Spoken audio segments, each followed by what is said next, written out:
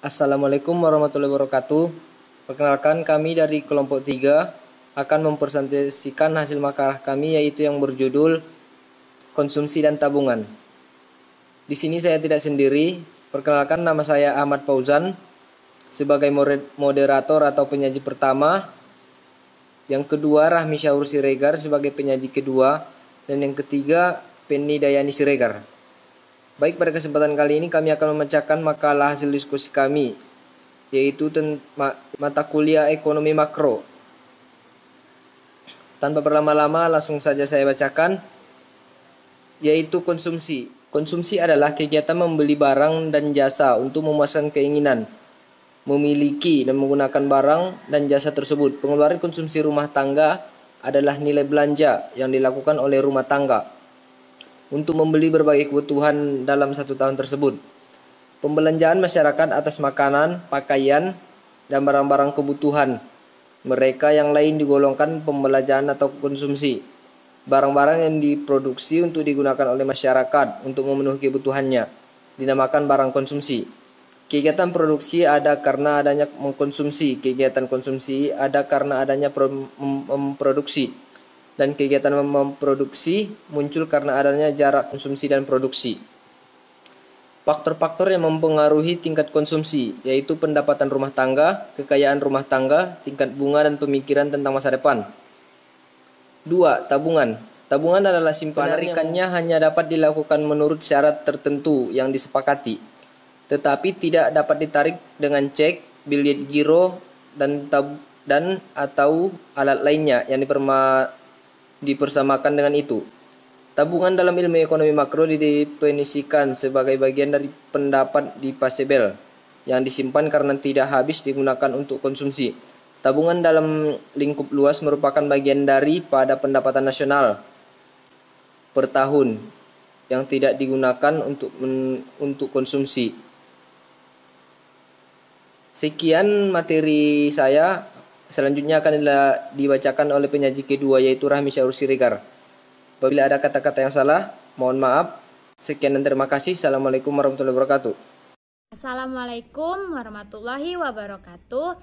Perkenalkan, nama saya Rahmi Syaur Siregar, NPM 19050043 dari Prodi Pendidikan Ekonomi semester 4A. Baiklah, di sini saya akan melanjutkan pemateri kami yang dibacakan oleh saudara Ahmad Fauzan. Dan di sini saya akan melanjutkannya, yaitu tentang teori dalam konsumsi, the life cycle hypothesis. Teori konsumsi dengan hipotesis siklus hidup, di mana yaitu Albert Ando dan Richard Brumgard menggunakan model perilaku konsumen untuk mempelajari fungsi konsumsi. Satu tujuan mereka adalah memecahkan teka-teki konsumsi, yaitu menjelaskan adanya bukti yang saling bertentangan ketika fungsi konsumsi Keynes dimasukkan ke dalam data. Hipotesisnya adalah satu alasan penting bahwa pendapatan bervariasi selama kehidupan seseorang adalah masa pensiunnya. Fungsi konsumsi dengan hipotesis pendapatan permanen, yaitu yang dimana dalam buku yang diterbitkan pada tahun 1957 yang berpendapat permanennya adalah bagian pendapatan yang diharapkan orang untuk terus bertanding. Fungsi konsumsi dengan hipotesis pendapatan absolut. Fungsi konsumsi jangka panjang dan pendek antara lain: A. Adanya migrasi atau urbanisasi penduduk dari desa ke kota, dan kita mengetahui bahwa penduduk kota konsumsinya lebih tinggi daripada konsumsi penduduk desa. B. Adanya barang-barang produksi baru dalam perekonomian. C. Karena adanya peningkatan dalam kesejahteraan suatu bangsa. B. Konsumsi dalam ketidakpastian.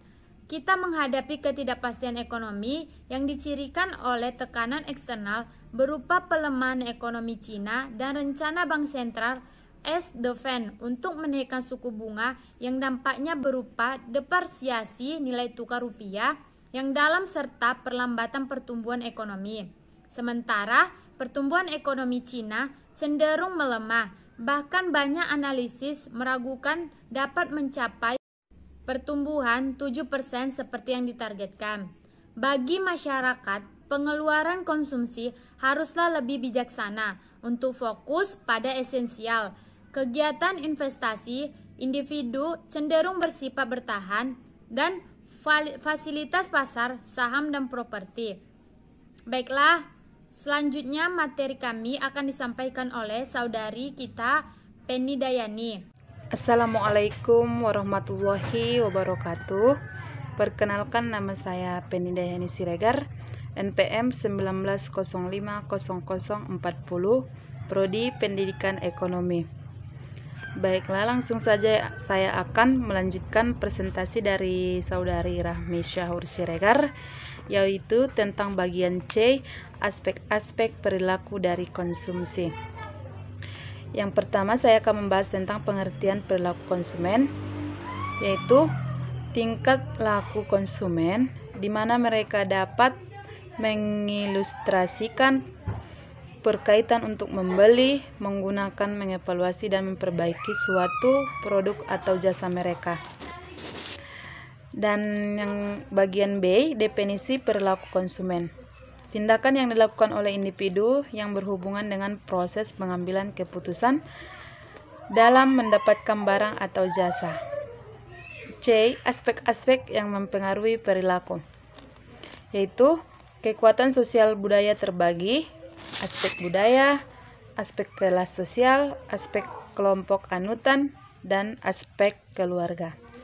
Selanjutnya, kekuatan psikologis, yaitu terbagi tentang aspek pengalaman, aspek kepribadian, aspek sikap dan keyakinan, dan yang terakhir konsep diri. Dan selanjutnya, sikap konsumen. Definisi sikap adalah suatu ungkapan perasaan konsumen tentang suatu objek, apakah dipakai atau tidak. Dan yang terakhir, klasifikasi konsumen, yaitu terbagi dua, konsumen individu dan konsumen industri. Sekian dari presentasi saya akhiri dengan Assalamualaikum warahmatullahi wabarakatuh.